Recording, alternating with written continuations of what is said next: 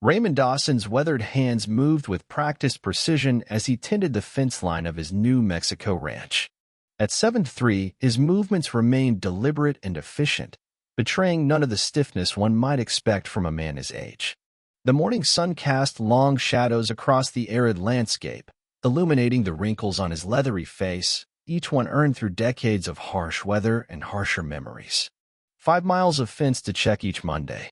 A routine unchanged for 26 years. Raymond preferred routines. They kept the mind occupied, focused on the present rather than drifting to places best left undisturbed. His ranch sat 50 miles from the nearest town, just how he liked it. 1,200 acres of hardscrabble land that most would consider worthless, but to Raymond, it was sanctuary. The isolation suited him. Out here, the only sounds were wind through juniper trees, occasional wildlife, and the distant thunder of monsoon storms rolling in from the mountains. No explosions, no gunfire, no screams of wounded men. Raymond paused, wiping sweat from his brow as he surveyed the valley below. His property bordered federal land that stretched toward the Mexican border 30 miles south. Lately, there had been more activity. Vehicles appearing where they shouldn't be, unfamiliar lights in the night, trash left behind by people passing through. Michael had warned him about increased cartel movements in this sector. Michael, the thought of his son brought the familiar ache. Their Sunday dinners had become less frequent as Michael's border patrol duties intensified. "Something big happening, Dad," he'd said during their last meal together 3 weeks ago. Cartel moving into sectors they normally avoid, setting up new routes. Not sure why yet. Raymond had simply nodded, knowing better than to press for details. Their relationship functioned best with respected boundaries. Michael never asked about Vietnam, and Raymond never inquired too deeply about border operations. Both men understood the burden of seeing things others shouldn't have to see. Back at the ranch house, a modest single-story structure built with his own hands, Raymond followed another routine. Boots by the door. Wash hands twice. Check the perimeter through windows before settling in. Old habits from another life. The living room walls held few decorations. A faded photograph of Raymond in marine dress blues. Another of his late wife, Eleanor, smiling beside a much younger Raymond. And a picture of Michael's Border Patrol graduation. Raymond standing stiffly beside his son, attempting a smile that didn't quite reach his eyes. What had Eleanor called it? His parade rest face. She'd been the only one who could make him truly laugh, right up until cancer took her 12 years ago. Raymond moved to the kitchen, preparing a simple dinner as the radio played quietly, local news, weather, farm reports. His attention sharpened when the broadcaster mentioned increased border patrol activity near Hachida, Michael's sector. He reached for the phone, hesitated, then withdrew his hand. Michael would call when he could. Unnecessary concern wouldn't help anyone. That night, sleep came in fragments as it always did. Dreams mixed memories, Vietnamese jungles transforming into New Mexico deserts. But the sound of gunfire remained the same. Raymond woke at 0400, same as every morning since 1969. No alarm needed when your body had been programmed by the United States Marine Corps. His morning routine, 20 minutes of stretching exercises modified from the old Corps regimen, coffee on the porch watching the sunrise, then chores. Physical movement kept the arthritis at bay and the mind clear. By 0600, he'd fed the horses and was checking the eastern fence line when he noticed the dust cloud approaching from the county road. Sheriff's vehicle. Moving fast. Raymond felt a familiar tightening in his chest. No one drove that urgently to deliver good news. Sheriff Mark Reeves had been in office only 4 years, but he'd grown up in the county. A decent man who respected boundaries and didn't ask Raymond about the war. A courtesy that had earned him the right to occasional conversations over coffee when their paths crossed in town. Today, the sheriff's expression as he stepped from the vehicle confirmed Raymond's fears before a word was spoken. "Ray," the sheriff said, removing his hat, "I need you to brace yourself." Raymond stood perfectly still, his face impassive. "Michael." It wasn't a question, Border Patrol found him this morning. Ambush site about 20 miles southwest of here. He was. Reeves hesitated, choosing his words. He didn't suffer, Ray. Shot was clean. Professional. Raymond nodded once, no change in his expression. Inside, something cold and familiar stirred awake. Something he'd buried in the jungles decades ago.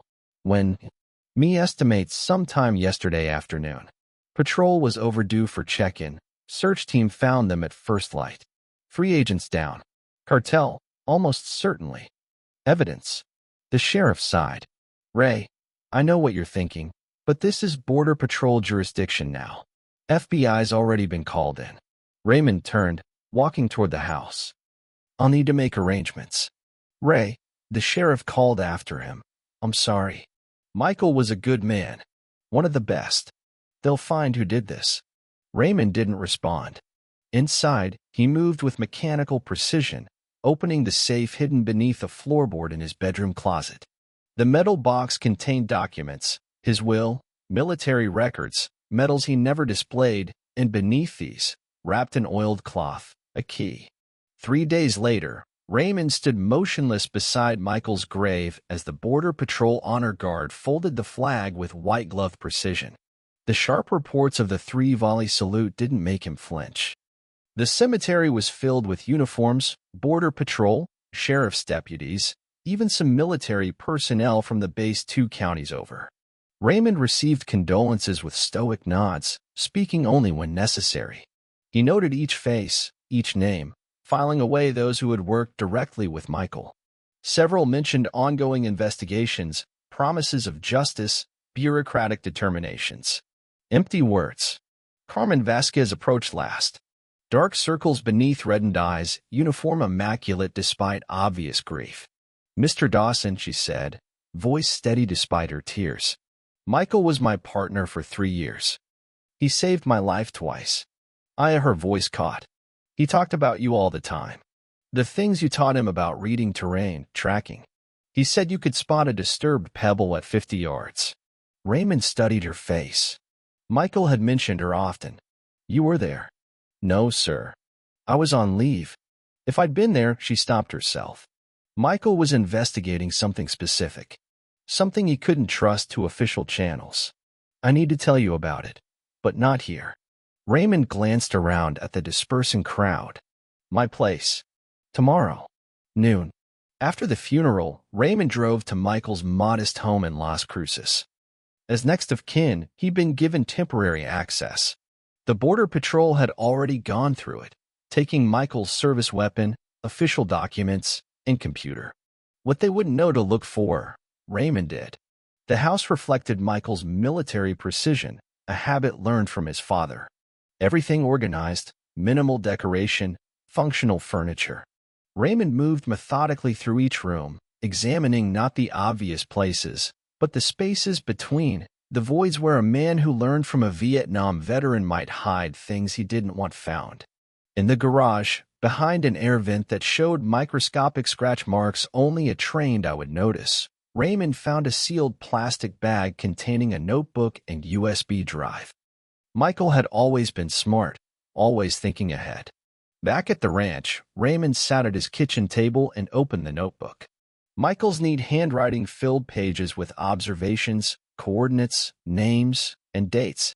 The pattern emerged quickly, a network of cartel movements establishing new routes through sections of border previously considered too difficult to navigate. Raymond recognized the tactical approach immediately. It was the same strategy his recon unit had used in Vietnam: avoid the obvious paths, use terrain others consider impassable, establish supply lines where the enemy least expects them. One name appeared repeatedly: Esteban Morales. Former Mexican Special Forces, now cartel lieutenant. A man with military training establishing military-style operations. The man who had almost certainly ordered Michael's death. A knock at the door interrupted Raymond's thoughts. He slipped the notebook under a cushion before checking through the window. Carmen Vasquez stood on his porch, her civilian clothes a stark contrast to yesterday's uniform. Raymond invited her in with a nod, offering coffee which she accepted gratefully. I shouldn't be here, she began after taking a sip. But Michael trusted you above anyone. Said if anything happened to him, you'd know what to do. What was he working on? Raymond asked. Carmen hesitated. Officially? Routine patrol. Unofficially? He found something. Tunnel systems more sophisticated than anything we've seen before. Military grade. And locals being bought off or threatened into silence. Esteban Morales, Raymond said, watching her reaction. Her eyes widened. How did you? Michael was thorough. Carmen nodded. Morales runs the regional operation. Ex-military. Smart. Brutal.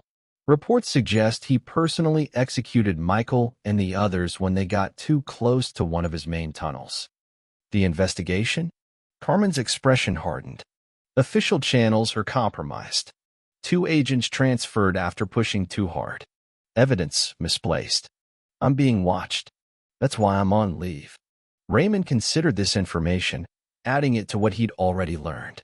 What did Michael want me to do? He never said explicitly. Just that if something happened to him, you'd make it right. She reached into her pocket, placing a small device on the table.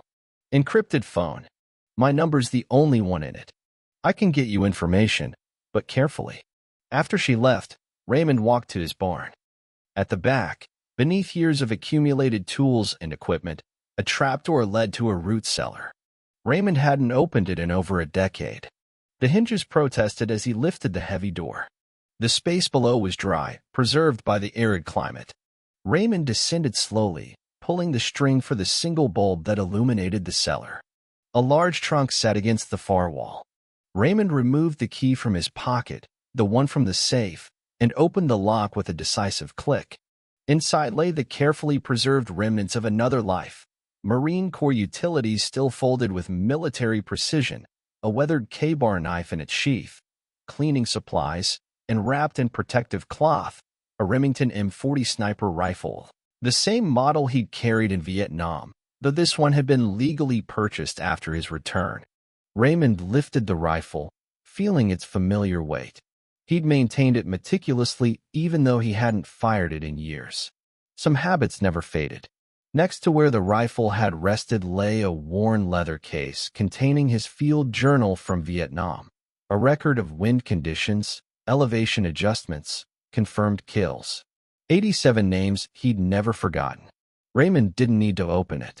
The pages were etched in his memory alongside the faces of the men who'd died under his watch and those he'd eliminated through his scope. He'd promised himself after returning home that the killing was finished. He built this ranch, married Eleanor, raised Michael, and buried the warrior deep inside himself. But as he reassembled the rifle with hands that remembered every contour, every mechanism, Raymond knew the promise was broken. The meticulous Marine sniper who'd haunted the Vietnamese highlands was awakening after decades of dormancy.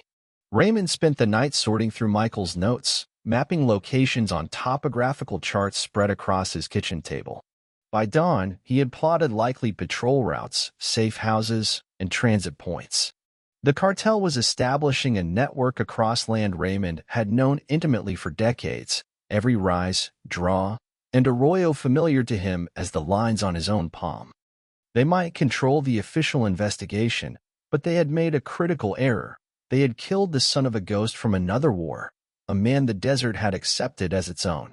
At first light, Raymond packed carefully minimal equipment, maximum mobility, water, high-protein food, first aid supplies, ammunition. Nothing excessive, nothing that would slow him down. The same disciplined approach that had kept him alive in Southeast Asia. He dressed in earth tones that would blend with the terrain, applied face paint from his old kit to break up the outline of his features, and loaded his vehicle with the gear he would need for reconnaissance. As the sun crested the eastern mountains, Raymond Dawson looked one last time at the photo of Michael in his Border Patrol uniform. Then he locked the ranch house and drove toward the borderlands where his son had died. The hunt had begun. His first destination was an abandoned ranch 20 miles southwest, overlooking a valley Michael had marked as a transit point. Raymond parked his truck behind a distant ridge and approached on foot, moving slowly but steadily across terrain that would exhaust men half his age. Age had slowed him, but experience compensated. He knew how to move with the land rather than against it, how to use shadow and natural contours for concealment, how to conserve energy for when it would be needed most. Reaching a vantage point by mid-morning, Raymond settled into observation position, his movements becoming almost imperceptible.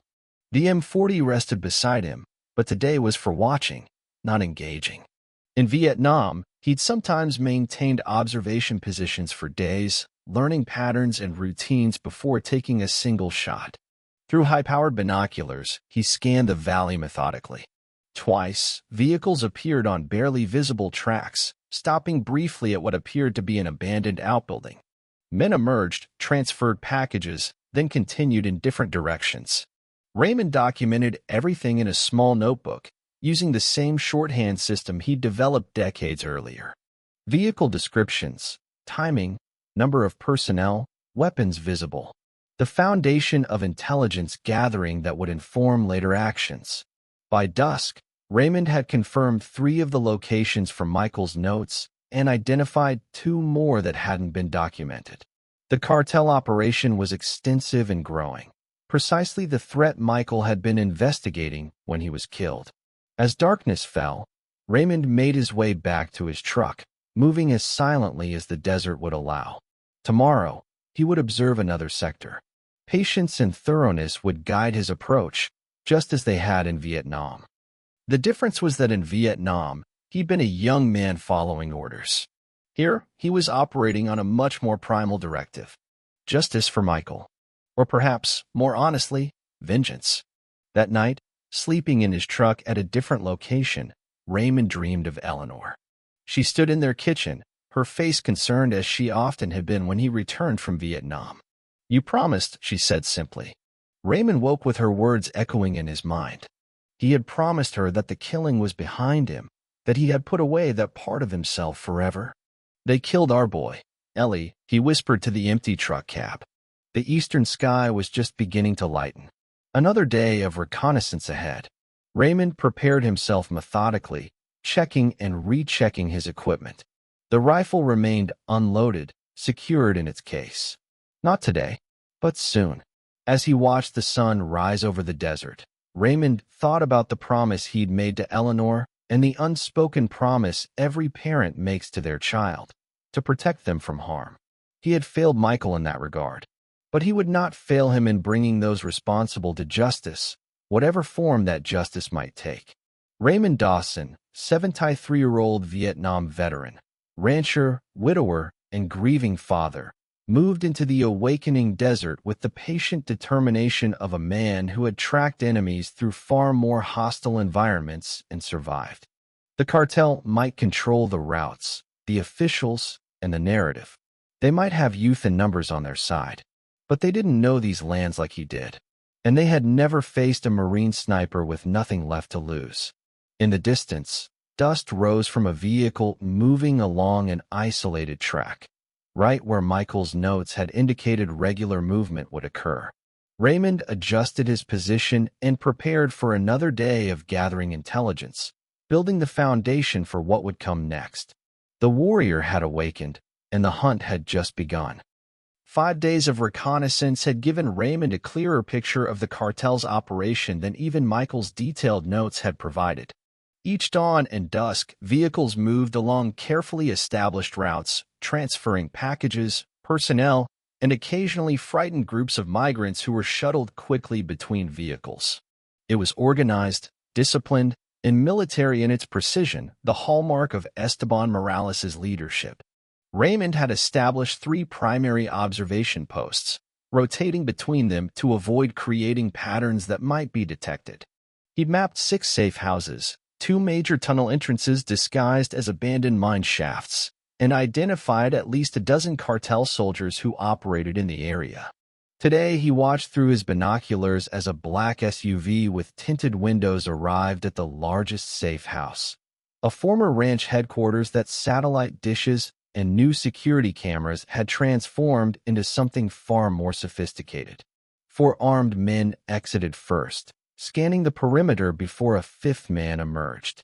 Even at this distance, Raymond could tell from the man's bearing and the deference shown by the others that this was someone of importance. He focused the binoculars and studied the face carefully, mid-40s, athletic build, moving with military precision. Raymond opened Michael's notebook and compared the face to a grainy photograph paper-clipped to one page. Esteban Morales, the man responsible for his son's death. For a brief moment, Raymond's finger twitched toward the rifle beside him.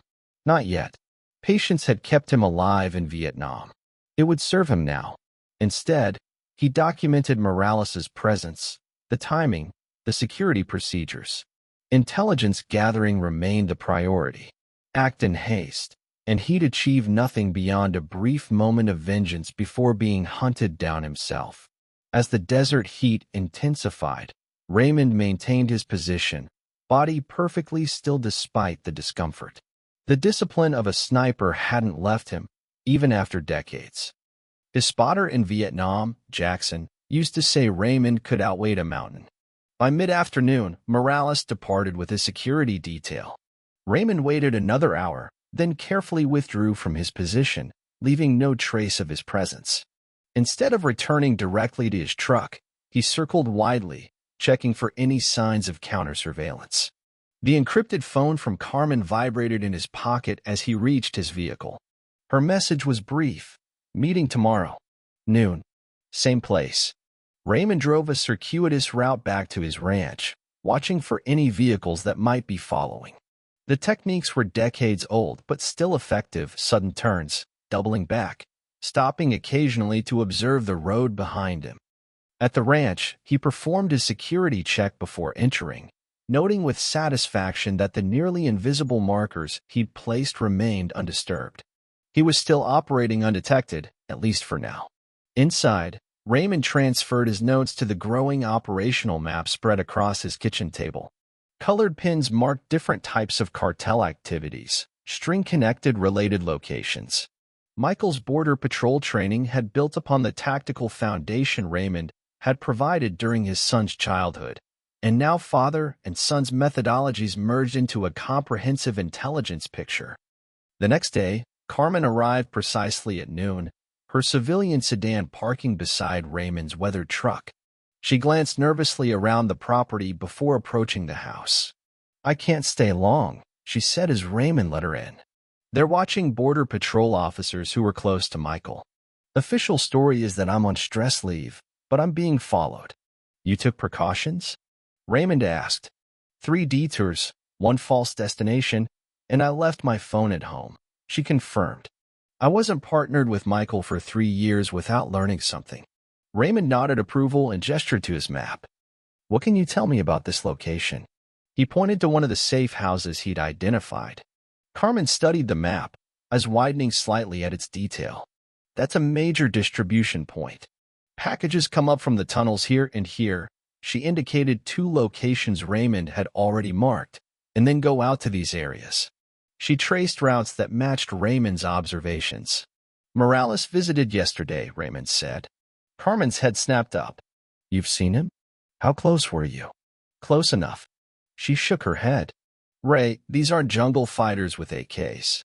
Morales has former Special Forces personnel, cutting-edge surveillance equipment, drones.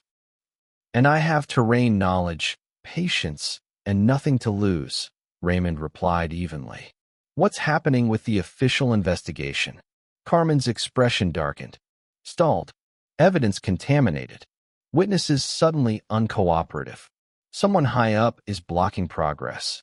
"Someone with a badge," Raymond stated. "Most likely." Michael was getting close to figuring out who. She hesitated, then reached into her jacket and withdrew a folded paper. "This came through yesterday on official channels. Thought you should see it."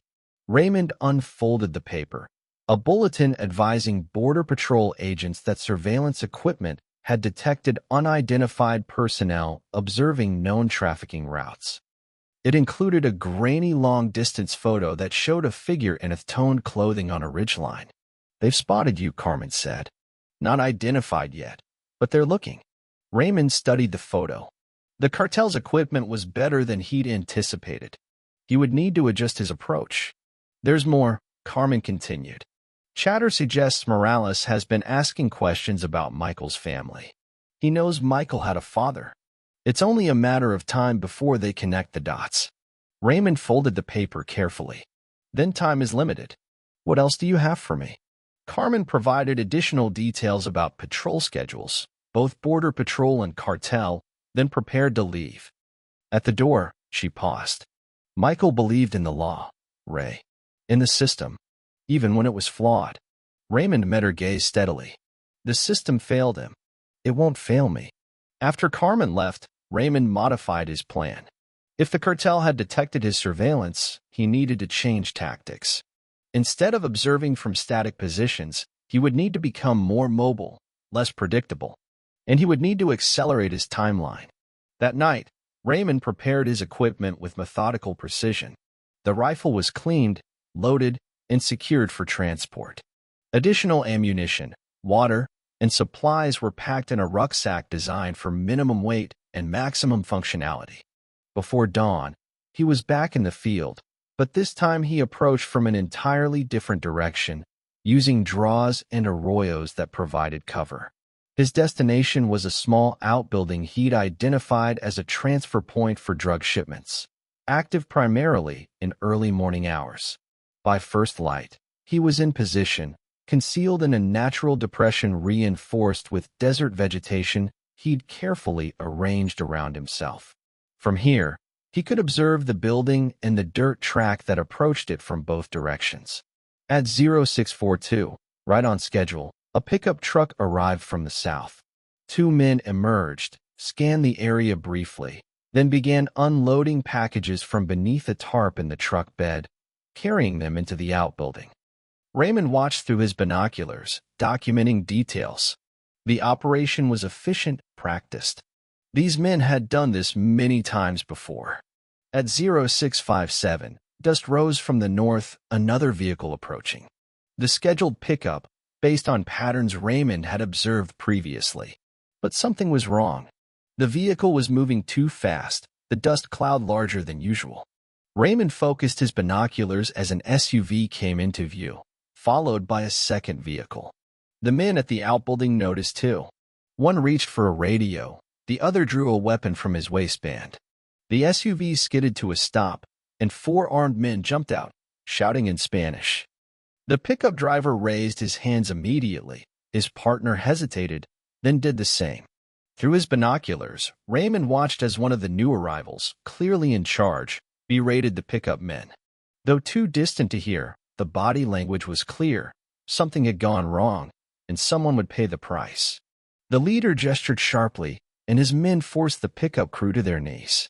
The leader drew a pistol, pressed it to the head of the pickup driver, and fired without hesitation. The second man tried to run and made it 3 steps before being cut down in a burst of automatic fire. Raymond watched him passively as the bodies were loaded into one vehicle, the drug packages into another. The vehicles departed, leaving the pickup truck behind. 30 minutes later, after ensuring no one remained in the area, Raymond approached the scene.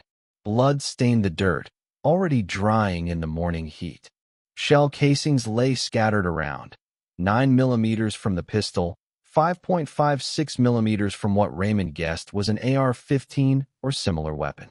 He studied the ground carefully, reading the story written in footprints and tire tracks.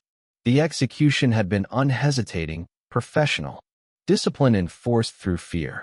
This was how the cartel operated. This was what Michael had died trying to stop. Raymond collected a shell casing and a small sample of blood-soaked soil, placing them in separate plastic bags. Evidence, should it be needed later. Then he withdrew, leaving no sign of his presence. That afternoon, back at his ranch, Raymond found tire tracks at his gate that hadn't been there when he left. Someone had visited while he was gone. The tracks showed a vehicle that had stopped, turned around, and departed. Raymond approached his house with heightened caution, observing long minutes before concluding no one remained on the property. Inside, nothing appeared disturbed, but Raymond's trained eye caught subtle signs: a chair slightly out of alignment, dust patterns on a windowsill that had been disturbed. Someone had been watching the property, perhaps even entered the house. The game was escalating. Raymond gathered his most critical equipment and notes. It was no longer safe to use the ranch as his base of operations. He loaded the essentials into his truck, then paused at the photo of Michael that had stood on his mantle for years. The smiling young man in Border Patrol green had his whole life ahead of him until Esteban Morales decided otherwise. Raymond carefully wrapped the photo and placed it with his gear. Before leaving, he made several preparations around the property. Early warning systems that would alert him if anyone returned, and a few surprises for unwelcome visitors who might search too aggressively. By nightfall, Raymond had established a new base camp in an isolated box canyon 5 miles from his ranch. The area was accessible only by a narrow entrance that could be easily monitored, with multiple escape routes up the canyon walls for someone who knew the terrain as intimately as Raymond did. Years earlier, he had prepared this location as a personal retreat when memories of Vietnam became too intrusive and he needed complete isolation.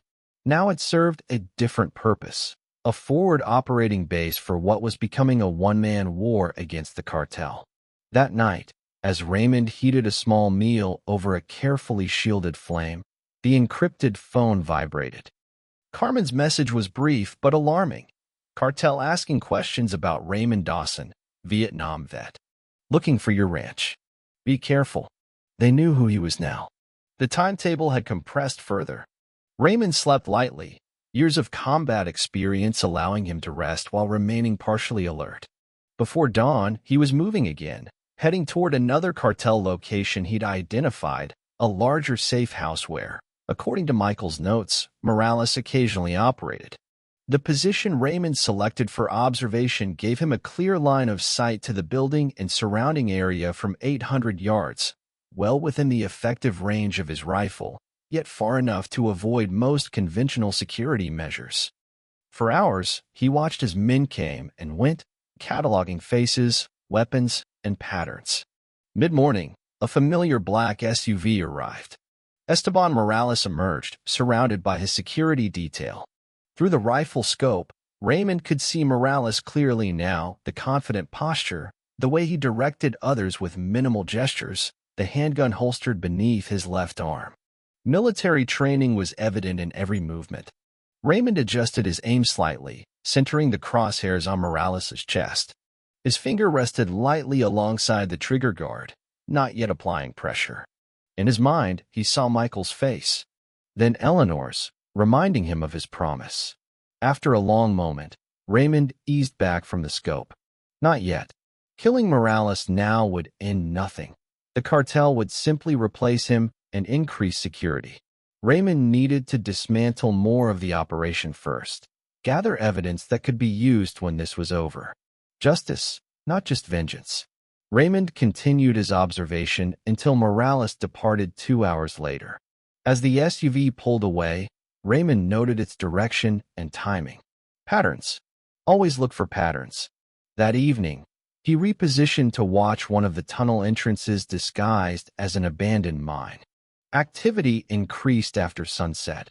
Vehicles arriving empty and departing loaded, armed men patrolling the perimeter.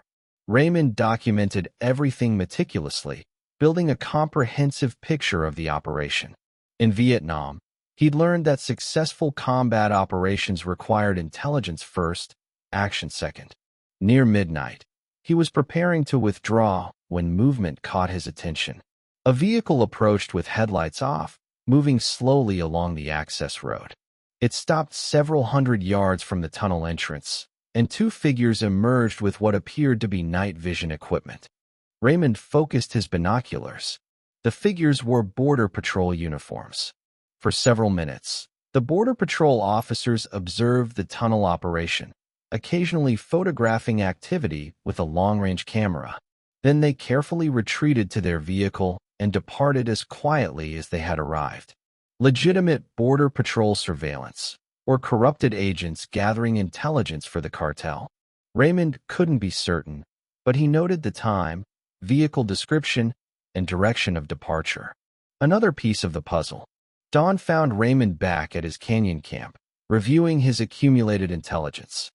The pattern was clear. Morales had established a sophisticated smuggling network that utilized terrain features most would consider impassable. The operation was compartmentalized, with different teams handling different aspects: tunnels, transportation, security, and few individuals seeing the entire picture. It was the same approach Raymond's Marine Reconnaissance Unit had used in Vietnam, Tunnel operations where the capture of one team wouldn't compromise the entire mission. The encrypted phone vibrated. Carmen's message raised the stakes further. Ranch visited again. Sheriff asking questions about your whereabouts. Cartel offering money for information about you. Raymond was now being hunted by both sides, cartel and law enforcement. Time was running short. That afternoon, he made a difficult decision. Direct action could no longer be delayed. He would begin dismantling Morales' operation piece by piece, creating confusion and disruption that would force errors and expose vulnerabilities. Raymond remembered his platoon commander in Vietnam. When the enemy has superior numbers, don't fight his battle. Make him fight yours. He selected his first target carefully, a satellite relay station he'd identified on a ridge above one of the safe houses.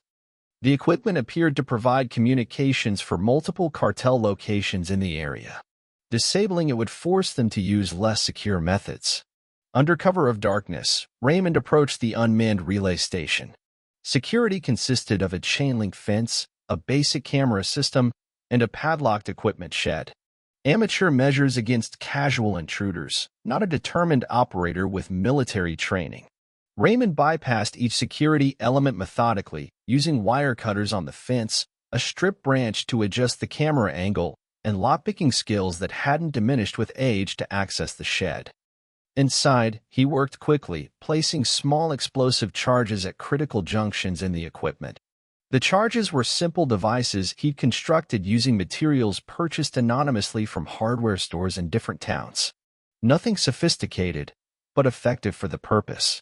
Raymond retreated to a safe distance, verified no personnel had approached, then detonated the charges. The explosion was small but precise, destroying the equipment without creating a large fire that might be visible for miles. Communications disrupted. First objective complete. By morning, Raymond observed the results of his action from a distant observation post. Vehicles converged on the relay station. Men gesticulated angrily. Radios were tested, failed, and tossed aside in frustration. Alternative communication methods were hastily implemented, runners carrying messages between locations, increased vehicle traffic, cell phones that could be more easily monitored. The ordered operation showed its first cracks. Confusion created opportunity. Raymond's second target was a fuel depot that supplied the cartel's vehicles, a collection of drums and portable tanks hidden behind an abandoned warehouse. Again, he struck at night, this time placing charges that would ignite the fuel rather than simply disabling the facility. The resulting explosion was visible for miles, a pillar of flame rising into the night sky. By the time firefighting equipment arrived from the nearest town, nothing remained but twisted metal and ash. Logistics disrupted. Second objective complete. The cartel's response was swift and predictable. Security doubled at remaining facilities. Vehicles traveled in pairs. Armed men patrolled roads that had previously seen only occasional traffic. Raymond observed these changes from various positions over the next 2 days, documenting the new patterns and protocols. The operation had lost its methodical rhythm and taken on a reactive, defensive posture, exactly as he had intended. On the third day after his attacks, the encrypted phone vibrated with an urgent message from Carmen. Meeting today. Emergency. Our spot. 1400. Raymond approached the meeting with heightened caution, arriving 2 hours early to establish surveillance on the area. He watched Carmen's arrival, confirming she came alone and wasn't followed. Even then, he observed another 30 minutes before making contact. Carmen's usual composure had cracked. They've connected everything to you, she said without preamble. Someone accessed Michael's personnel file and found your military records. They know exactly who they're dealing with now. Raymond remained impassive. Expected. You don't understand. Carmen continued. Morales has called in specialists, former military contractors with counter-sniper training. They're treating this like a high-value target operation. And the sheriff's department has a bolo out for you. Welfare check is the official reason. Also expected. Raymond's weathered face revealed nothing, but his mind processed the information rapidly, adjusting his operational timeline. Carmen hesitated, then pressed on. There's more. They've identified your ranch. Surveillance team watching it round the clock. She paused. And they've found your canyon camp. This was unexpected. Raymond's eyes narrowed slightly, the only visible reaction to information that significantly altered his tactical situation. When? This morning. Ranch hand from neighboring property spotted your truck leaving the canyon and reported it for a reward. They moved in a team 2 hours ago. Raymond had nothing critical at the camp. He carried essential equipment with him. But the loss of his fallback position complicated matters. The operational area was constricting. Morales is personally directing the hunt, Carmen added. It's become his priority. Word is, he's impressed. Says you're the most interesting opponent he's faced in years.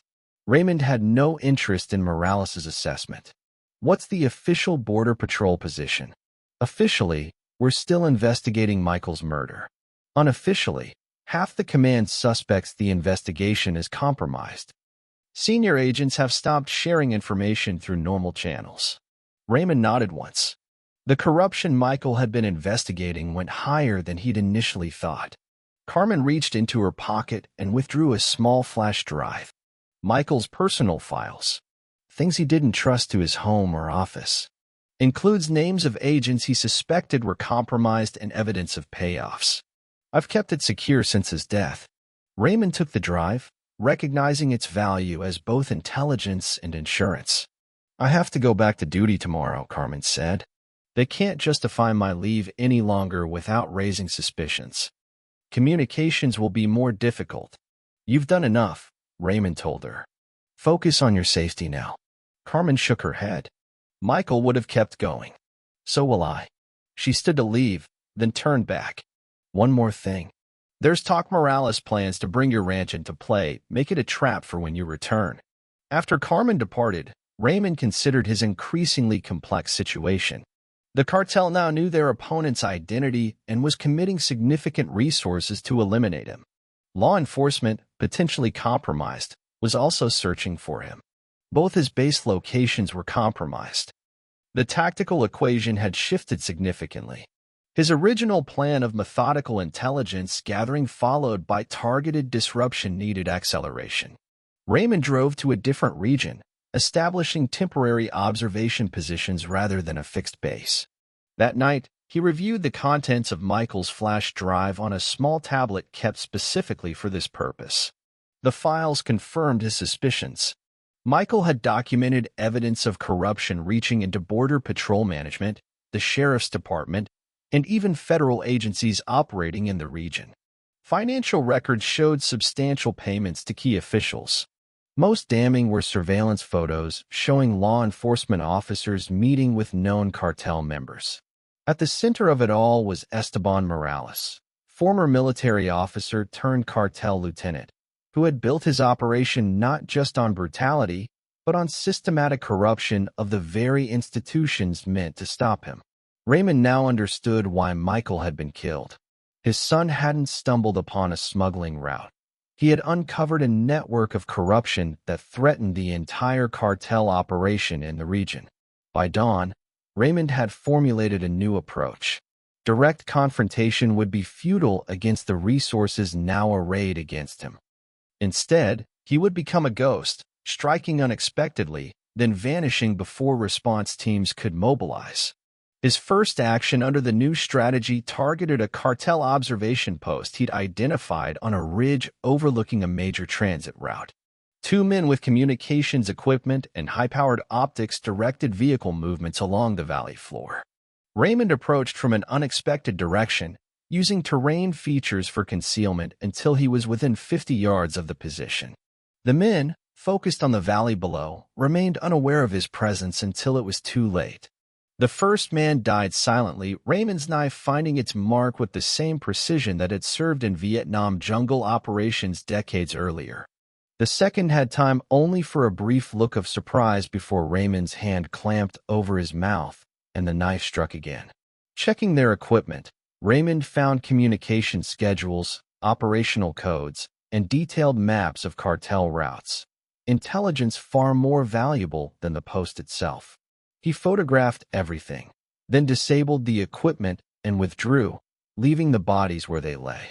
By the time the men were discovered hours later, Raymond was 20 miles away, approaching another target identified in the materials, a small airstrip hidden in a remote canyon where single-engine aircraft occasionally delivered high-value packages. Surveillance confirmed minimal security, 2 men with rifles who appeared bored and inattentive. The aircraft, a Cessna with modified fuel tanks for extended range, sat ready for departure. Raymond waited until darkness, then approached the airstrip from the canyon rim. Descending steep terrain that would deter most men half his age, he reached the perimeter undetected. The guards had established a predictable patrol pattern, meeting briefly every 30 minutes before separating to opposite ends of the runway. Raymond timed his movement to the moment after they parted. The first guard died without sound, dragged into darkness between one step and the next. The second, sensing something wrong when his partner failed to appear at their next scheduled meeting point, raised his rifle too late. Raymond's shot struck with precision. The sound, suppressed but still audible in the quiet canyon, echoed briefly then faded. Raymond worked quickly, placing charges on the aircraft's fuel tanks and control surfaces. Then he withdrew to a safe distance before triggering the detonation. The explosion illuminated the canyon briefly. The aircraft transformed into a fireball that would be visible for miles. As Raymond made his escape up the canyon wall, he spotted vehicles racing toward the airstrip from various directions, the cartel's rapid response team, arriving too late to save their valuable asset. Transportation infrastructure degraded. Another objective complete.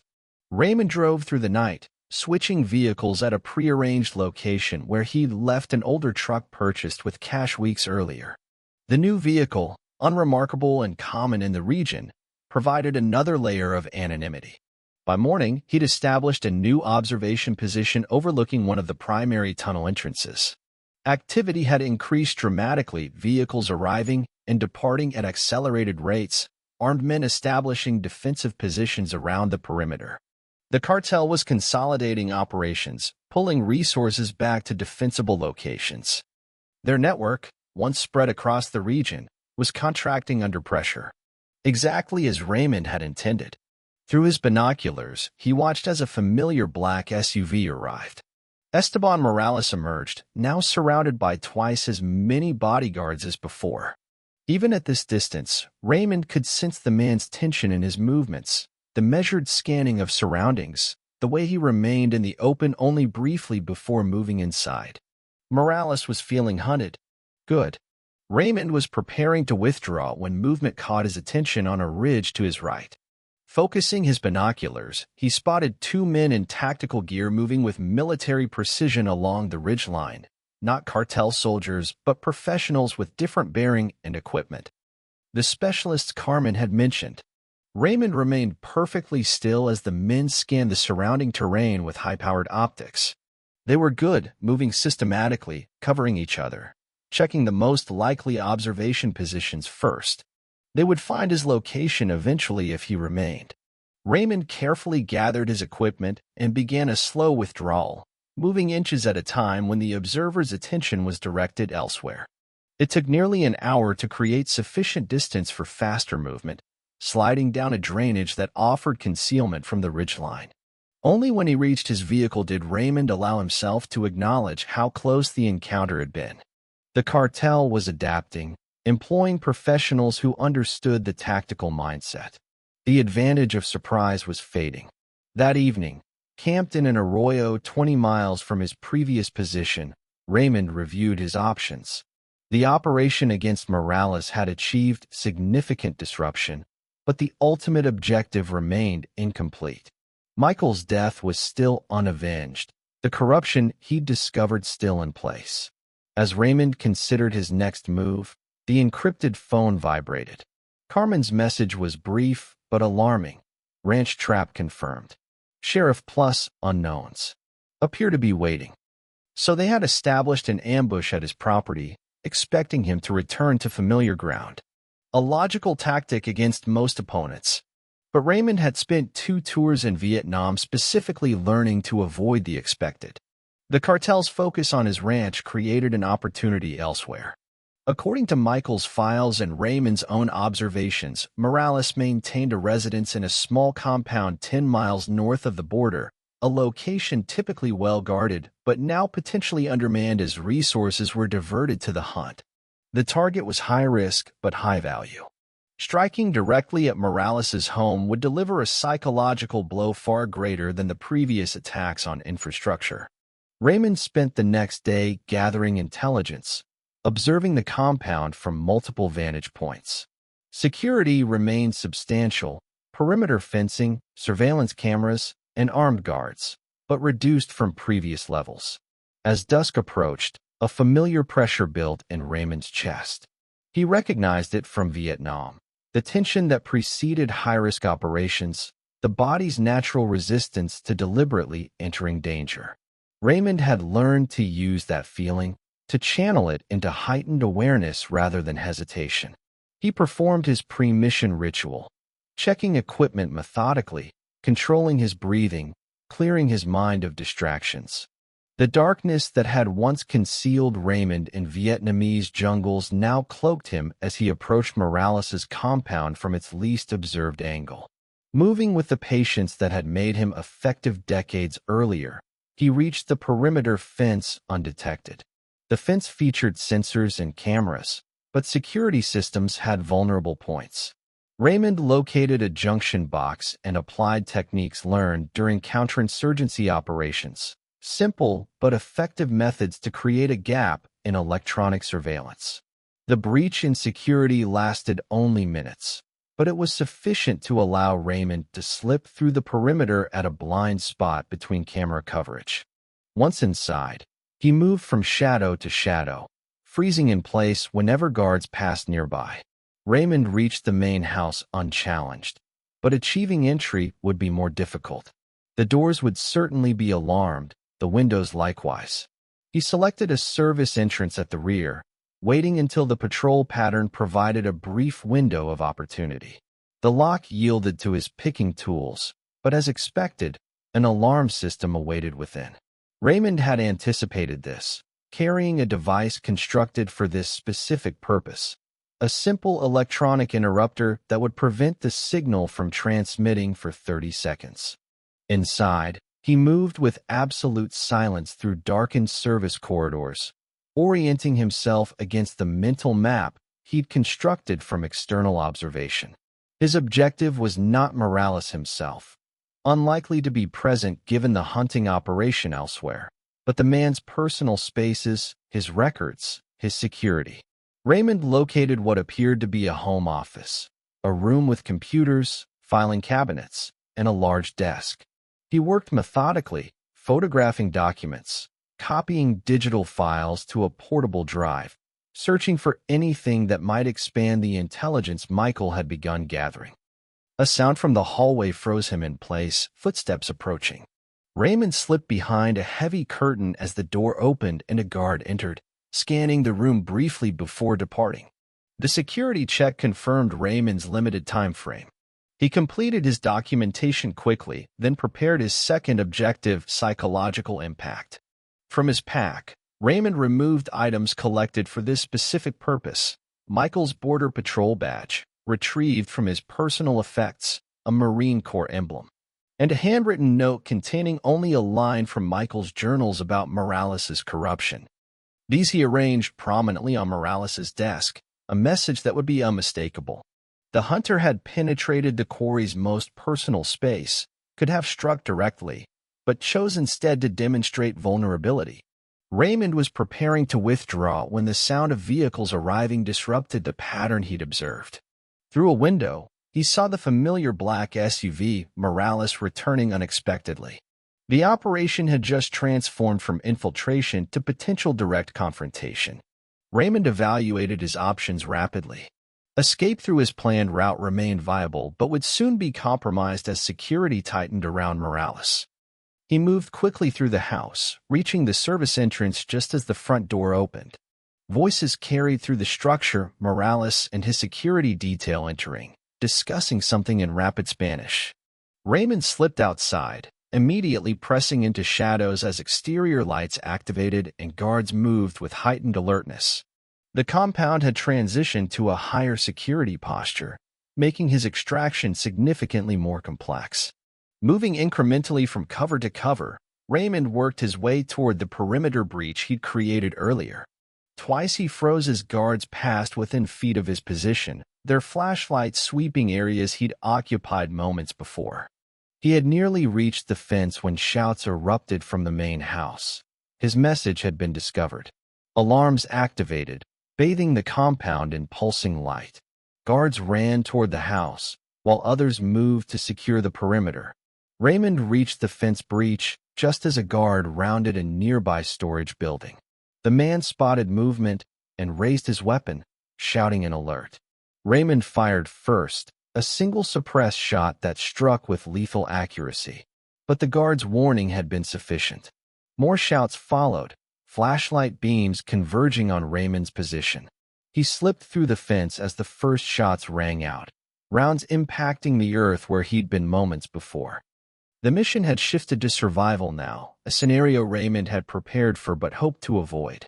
He moved away from the compound using terrain for concealment, zigzagging to complicate the pursuers' tracking efforts. Behind him, vehicles roared to life. Searchlights cut through darkness.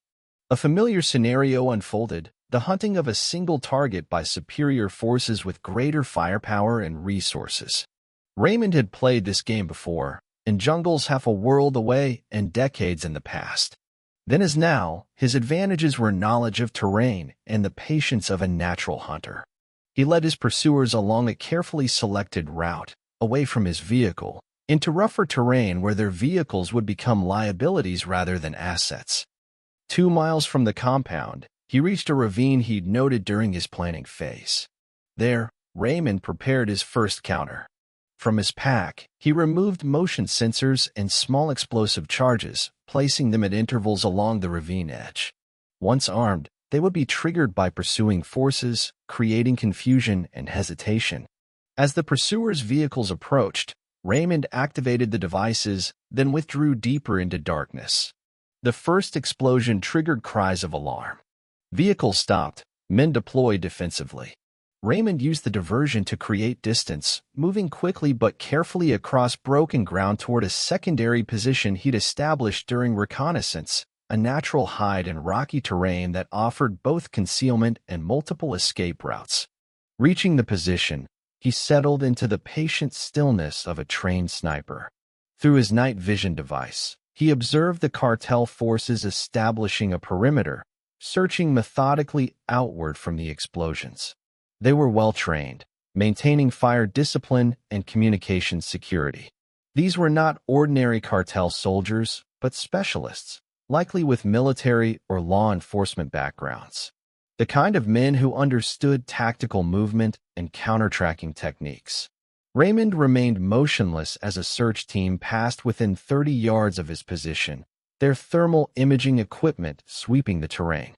His hide, constructed with materials that masked heat signatures, defeated their technology, another lesson from Vietnam applied to modern conflict. For hours, the search continued, gradually expanding outward in concentric circles. Raymond watched their patterns and communications, gathering intelligence even as he was being hunted. Every detail would inform future operations. Near dawn, a familiar figure appeared near the command vehicle, Esteban Morales personally directing the search, his movements betraying frustration and anger. The psychological impact of the raid had achieved its purpose. As first light touched the eastern horizon, Morales finally recalled his forces, consolidating them around vehicles for withdrawal. The search had failed. The ghost had vanished once again. Raymond waited another hour after the last vehicle departed before moving, taking a circuitous route to where his truck remained hidden miles away. His body protested aching joints, strained muscles reminding him that he was no longer the young Marine who had moved through Vietnamese highlands with seemingly limitless endurance. But the mind remembered what the body struggled to perform. Tactical thinking, threat assessment, controlled movement under pressure. These remained sharp despite the decades between wars. Reaching his vehicle undetected, Raymond drove sedately away from the area, maintaining a pace and appearance that would draw no attention. Inside, he processed the night's events, analyzing successes and vulnerabilities. The operation had achieved its objectives, intelligence gathered, psychological impact delivered, but at higher risk than planned. The direct confrontation had exposed Raymond's presence in a way that would intensify the cartel's response. Morales would commit even more resources now, perceiving the threat not just to his operations, but to his personal security. The compressed timeline had just accelerated further. Raymond drove to a small motel in a town 60 miles away, paying cash for a single night. After securing the room, he finally allowed himself to rest, sleeping in short cycles with periodic alertness checks, another habit from combat operations that had never faded. Late afternoon, he reviewed the intelligence acquired during the compound infiltration. Morales's files contained details far beyond what Michael had discovered. Names of corrupted officials reaching into federal agencies, financial records showing millions flowing through offshore accounts, and operational plans for expanding the cartel's control throughout the region. Most significant was evidence that Michael's murder had been authorized not just by Morales, but by someone higher in both the cartel and law enforcement hierarchies. Someone whose identity remained concealed in the documents, but whose authority was clearly substantial. The conspiracy was larger and reached higher than Raymond had initially believed. This information needed preservation and, eventually, transmission to authorities beyond the reach of local corruption. As darkness fell, Raymond prepared for his next move. The encrypted phone vibrated. Carmen, sending coordinates and a simple message. Major meeting tomorrow. 2,000 hours. All principals. The intelligence was a gift, a gathering of cartel leadership and corrupted officials, a target that could potentially accomplish more than weeks of individual operations against infrastructure. But Raymond recognized the risk immediately. The timing was too convenient, the intelligence too perfect. If Carmen's communications had been compromised, this could be an elaborate trap. Even if legitimate, a gathering of this nature would have security measures beyond anything he'd encountered thus far. Direct action would be suicidal. Yet the opportunity, if genuine, might be the culmination he sought.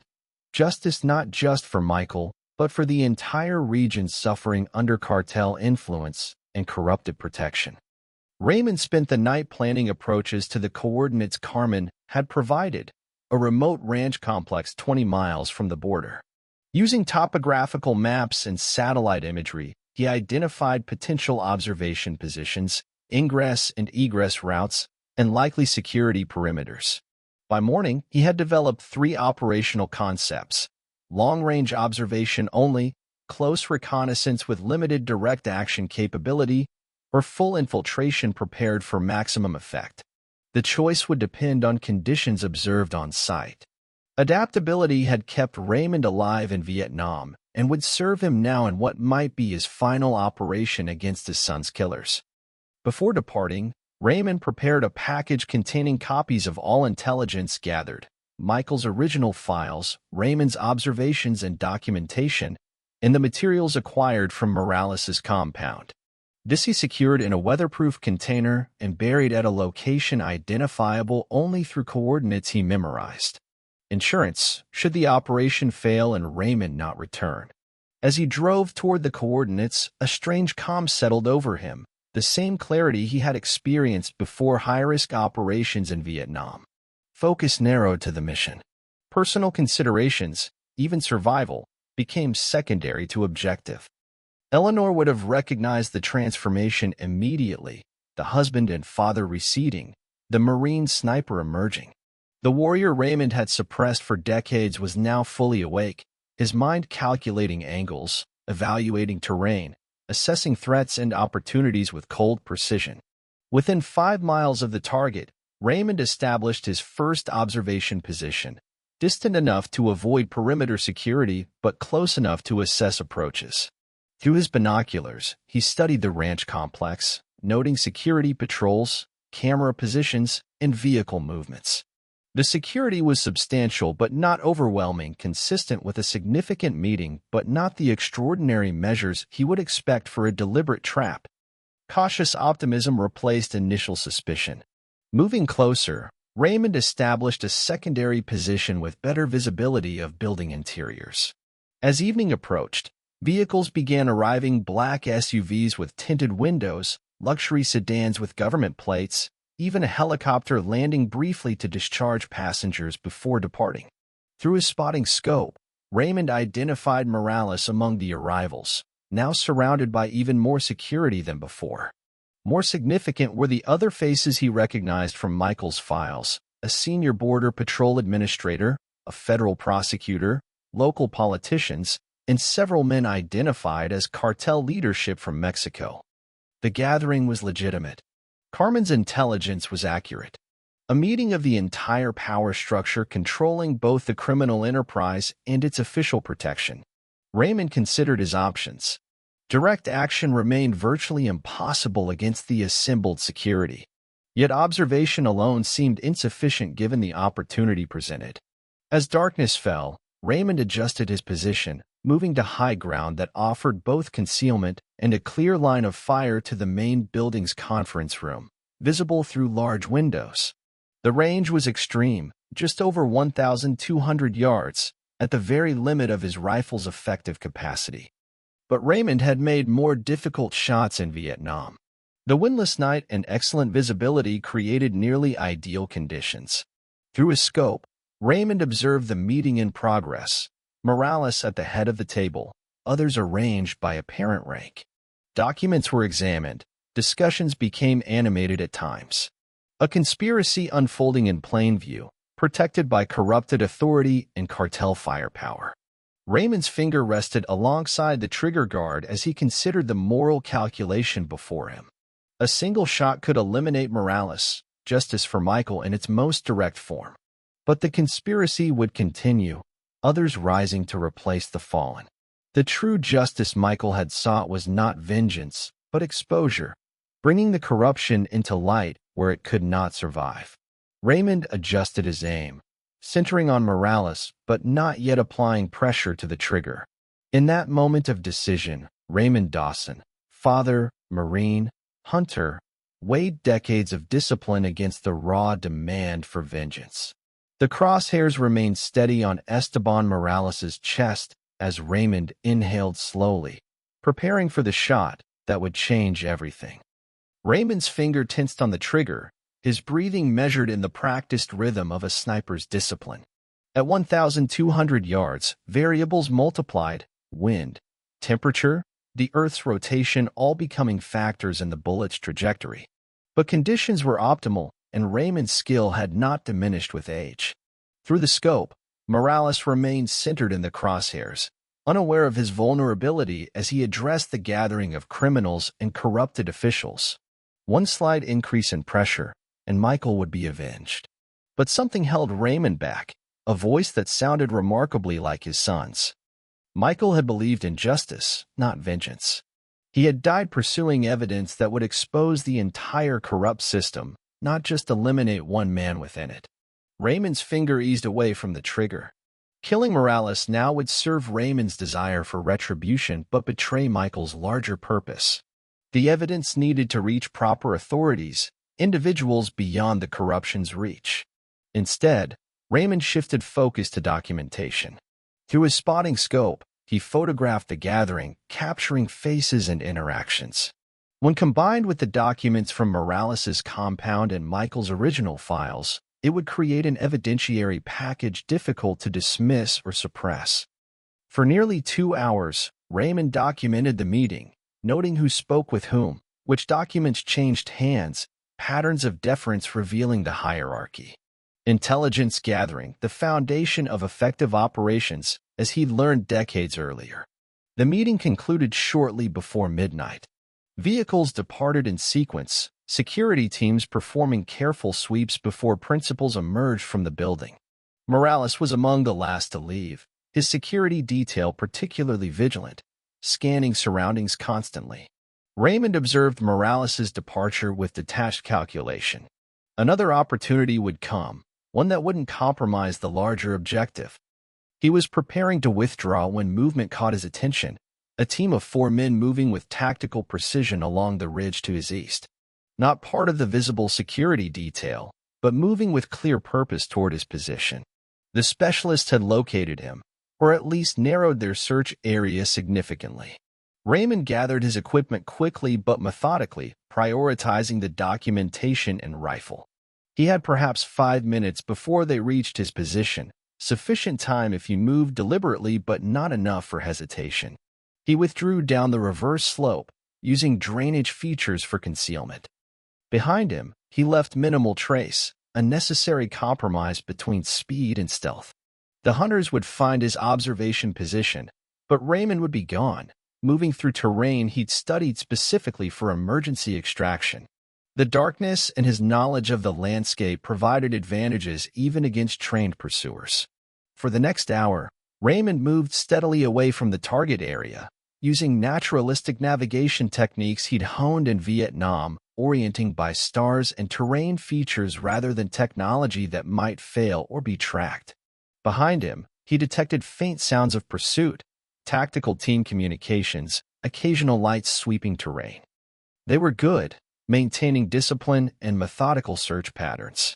But they were hunting a man who had evaded far better trackers in the jungles of Southeast Asia. Raymond reached his vehicle undetected but recognized it was likely compromised.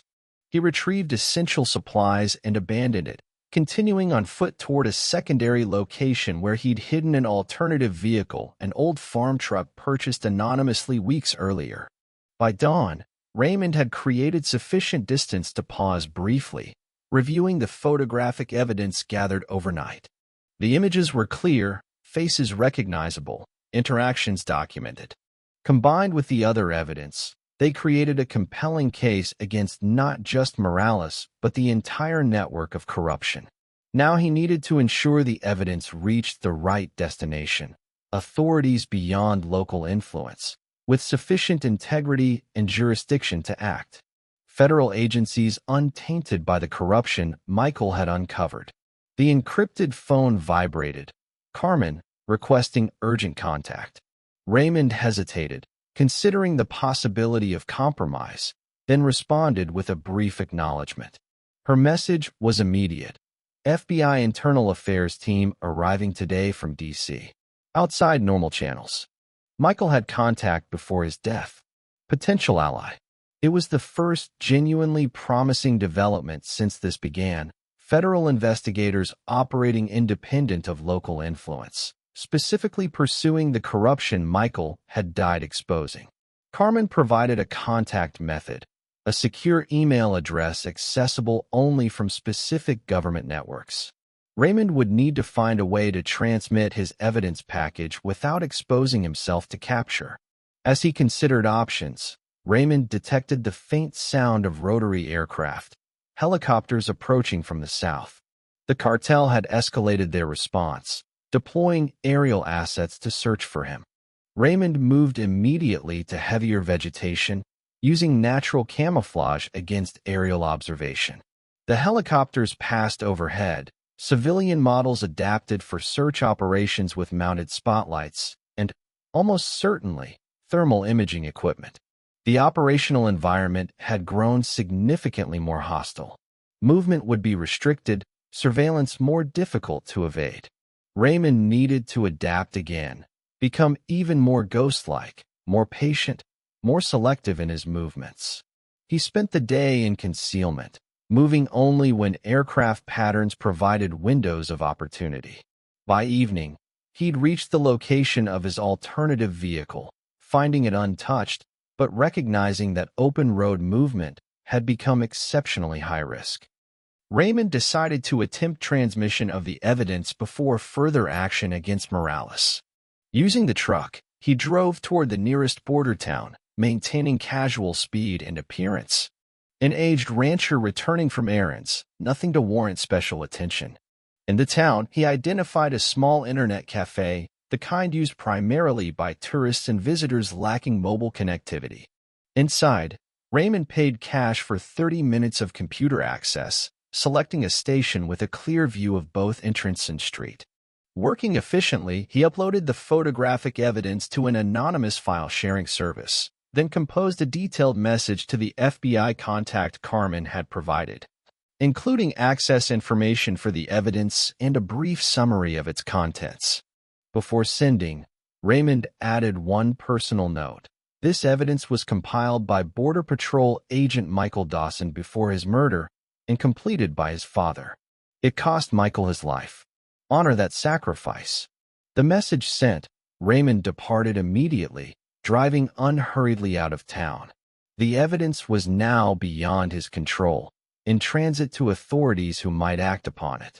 The operation had achieved its primary objective, regardless of what happened next. But personal closure remained incomplete. Morales still lived, still commanded his operation, still enjoyed protection from corrupted officials. Justice through legal channels might eventually prevail, but uncertainty remained. Raymond drove to a predetermined location and concealed the truck again, continuing on foot toward a vantage point overlooking one of the cartel's major transit routes, a location he had observed during his initial reconnaissance. There, he established a new observation position and settled into the patient stillness of a sniper. Intelligence gathered during previous operations suggested Morales would personally inspect key locations following the security breach at his compound, a predictable response from a man with military training, uncomfortable delegating after feeling vulnerable. By mid-morning the following day, Raymond's patience was rewarded. A convoy approached from the south, 2 security vehicles, and the familiar black SUV in protected middle position. Standard executive protection formation. Through his spotting scope, Raymond confirmed Morales' presence in the center vehicle. The convoy stopped at the transit staging area, security teams establishing perimeter control before Morales emerged. Raymond observed with professional detachment as Morales inspected the location, clearly dissatisfied with aspects of its security. His gestures toward natural elevation features surrounding the site indicated awareness of vulnerability to exactly the type of observation Raymond was currently conducting. The range was approximately 800 yards, well within effective capability for the rifle and shooter. Wind conditions were mild, visibility excellent. Raymond aligned his shot, adjusting for elevation and windage, then centered the crosshairs on Morales' chest.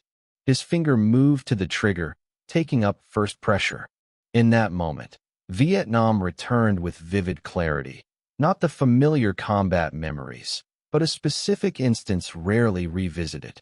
A village outside Da Nang, a high-value target in Raymond's scope, the shot prepared, the kill imminent. But something had made him hesitate, movement nearby, a child entering his line of fire. Raymond had withheld the shot, compromising the mission rather than risking the innocent. His commander had been furious, but Raymond never regretted the decision. There were no children present now, no innocent bystanders at risk. Yet the hesitation returned. Would killing Morales truly provide justice for Michael, or merely satisfaction for Raymond? Would it help or hinder the legal proceedings now potentially in motion? The crosshairs remained steady on Morales as Raymond wrestled with the decision that would define the conclusion of his mission. The decision crystallized with unexpected clarity. Raymond adjusted his aim slightly and squeezed the trigger. The round struck precisely where intended, not Morales' chest, but the ground at his feet, sending dust and fragments spraying upward. A demonstration, not an execution. A message that death had been available but withheld. The effect was immediate. Security personnel dove for cover, weapons drawn, scanning frantically for the shooter. Morales was thrust roughly into the SUV, the convoy departing with urgent acceleration. Raymond packed his equipment methodically and withdrew before response teams could establish search parameters. The shot would bring every available cartel resource converging on the area, but he would be gone, a ghost delivering a message before vanishing. The message was simple: you live because I choose to let you live. The psychological impact would be profound, uncertainty replacing confidence, vulnerability replacing security. By evening, Raymond had moved to another temporary position 15 miles distant. The encrypted phone vibrated with a message from Carmen. FBI received package. Acting on evidence. Arrest beginning within 24 hours. Stay safe. The system Michael had believed in was responding. Proper authorities with uncompromised integrity were moving against the corruption. Justice through legal channels remained possible. But Raymond knew the cartel would react to threatened exposure with escalation, eliminating witnesses, destroying evidence, activating political protection. The next 24 hours would determine whether justice or corruption prevailed. He couldn't directly influence the federal operation, but he could keep Morales and his security forces distracted, responding to peripheral threats rather than focusing on witness elimination. Raymond planned a final sequence of disruption operations, not designed to cause casualties, but to create maximum confusion and resource diversion. Targets selected for visibility and psychological impact rather than strategic value. The first was a cartel communications relay recently established to replace the one he'd previously destroyed. Raymond approached under cover of darkness, placing charges at key points before withdrawing to safe distance. The detonation briefly illuminated the night, secondary explosions indicating fuel or ammunition storage nearby, an unexpected bonus. The second target was a vehicle depot housing the cartel's transportation assets. Raymond infiltrated with minimal difficulty, the security focused outward rather than considering internal threats. Mechanical sabotage rather than explosives, subtle damage to fuel systems and electronics that would manifest during use rather than immediately. By dawn, Raymond had completed 3 such operations, creating disruption across the cartel's regional infrastructure without directly engaging personnel. The pattern was deliberate, unmistakable evidence of a single operator moving undetected through supposedly secure facilities. The encrypted phone vibrated with urgent messages from Carmen. Federal operation compromised. Leak in D.C. Morales received warning. Moving to alternate locations. Destroying evidence. Raymond's concern shifted from disruption to preservation, ensuring that sufficient evidence remained for prosecution if the federal operation faltered. The package he transmitted contained substantial documentation but lacked certain physical evidence that might prove crucial in court. Most significant was a ledger Michael had referenced in his notes, a physical record of payments to officials, maintained by Morales's financial controller as insurance against betrayal. According to Michael's intelligence, it remained in the controller's residence, a modest home on the outskirts of a border town. Raymond changed objectives immediately, driving toward the location Carmen had identified. The route passed uncomfortably close to his own ranch, still under surveillance according to Carmen's intelligence, requiring a wide detour that consumed precious time. Reaching the town by mid-afternoon, Raymond observed the controller's residence from distance, noting increased security.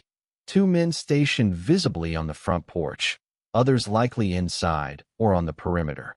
The controller, Jorge Suarez, was preparing to flee, vehicle loaded with luggage, activity suggesting imminent departure. The ledger, if still present, would likely be destroyed before evacuation.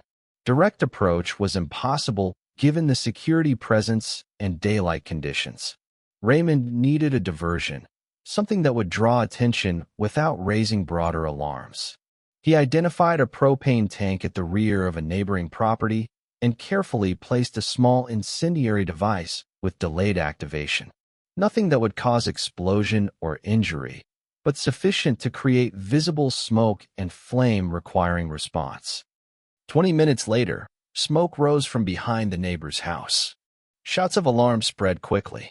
2 security personnel moved to investigate the disturbance, leaving a single guard visible at Suarez's front door. Raymond approached from the blind side of the property, moving with practiced silence despite age-stiffened joints protesting the exertion. The remaining guard never detected his presence until a precise blow rendered him unconscious. Inside, Raymond moved methodically through the residence, encountering a second guard in the living room. The man reached for his weapon but found himself looking into the barrel of Raymond's pistol before his hand reached the holster. "Don't," Raymond said quietly. The guard wisely complied. Securing the guard with his own restraints, Raymond continued searching the house, locating Suarez in his office, frantically feeding documents into a shredder. The controller froze at Raymond's entrance, recognition dawning immediately. "You're Dawson," he said, fear evident despite attempted composure. "The ghost." Raymond nodded once. "The ledger." Suarez hesitated, calculation visible in his expression, weighing compliance against potential consequences from Morales. "Morales will kill me," he said finally. "I'm not Morales," Raymond replied. "If I wanted you dead, we wouldn't be talking." Understanding settled over Suarez's features. He reached slowly into his desk drawer and withdrew a leather-bound book, the ledger Michael had referenced. "It won't matter," Suarez said as Raymond took the book. "They've been warned. They'll disappear before arrests can be made." "Federal authorities don't need to find everyone," Raymond responded. "Just enough to start unraveling the operation. One arrest leads to another. The system Michael believed in will work, given the chance." Securing the ledger, Raymond withdrew as sirens approached in response to the diversionary fire. The evidence was now in his possession, the final piece needed to ensure prosecution could proceed regardless of compromised operations. As Raymond drove away from the town, the encrypted phone vibrated again. Carmen's message was brief but significant. "Sheriff arrested by FBI. 2 Border Patrol supervisors also in custody. Morales location unknown." The federal operation was proceeding despite the warning. Justice through legitimate channels remained viable. But Morales, the architect of Michael's death, remained at large. Raymond considered his options carefully. The evidence was secured. Authorities were acting. His original mission had been accomplished more thoroughly than expected. He could withdraw now, transmit the ledger to federal investigators, and disappear. Mission complete, survival achieved. But Morales remained free. The man who had ordered Michael's execution might escape justice entirely, protected by cartel resources beyond the border. Raymond made his decision. He would make one final attempt to locate Morales before the cartel lieutenant could escape the region. Not necessarily to kill, that determination would come later, but to ensure he faced consequences, one way or another. Intelligence from Carmen and patterns observed during surveillance suggested Morales would use a specific exit route, a private airstrip near the border where a cartel aircraft could extract him to safety in Mexico. The location was heavily secured under normal circumstances, but Raymond had noted one approach that remained viable through extremely difficult terrain. Driving as close as possible without exposure, Raymond continued on foot, crossing broken landscape that would deter most pursuers. Age made the movement more painful but didn't diminish the tactical knowledge that guided each step. By dusk, he'd reached an observation position overlooking the airstrip. Activity below confirmed his assessment, preparations underway for imminent departure, security personnel establishing defensive perimeter, a light aircraft being readied for flight. Morales had not yet arrived. Raymond settled into position, rifle prepared, options considered. The range would be approximately 600 yards once Morales reached the aircraft, a high percentage shot for a skilled marksman. But Raymond's objective had evolved beyond simple elimination. Justice for Michael meant more than Morales' death. It meant accountability, exposure of the system that had protected him, dismantling of the corruption Michael had died fighting. As darkness deepened, headlights appeared on the access road. 3 vehicles approaching in convoy formation, Morales arriving for evacuation. Raymond watched through his scope as the vehicles stopped at the security perimeter, underwent inspection, then proceeded to the aircraft. Morales emerged from the center vehicle, surrounded by bodyguards scanning continuously for threats. Even at this distance, Raymond could detect the tension in the man's movements, the hunted now, not the hunter. Through the scope, Raymond had a clear shot as Morales paused briefly beside the aircraft. Crosshairs centered on vital organs. The shot that would end Michael's killer was available, requiring only slight pressure on the trigger. Instead, Raymond activated the encrypted phone one final time, sending coordinates and a simple message to Carmen, Morales at airstrip preparing for extraction. Evidence in your position. Your call now. Justice would come through the system Michael had served and believed in. Raymond would ensure Morales remained available for that justice. He adjusted his aim, focusing on the aircraft rather than the man. Two precisely placed shots disabled critical control surfaces, ensuring the plane couldn't depart regardless of pilot determination. The effect below was immediate confusion followed by frantic defensive positioning. Morales was rushed back to vehicles as security teams scanned desperately for the shooter's position. Raymond withdrew methodically, leaving no trace, moving through darkness with the confidence of a man who had done this countless times in far more hostile environments.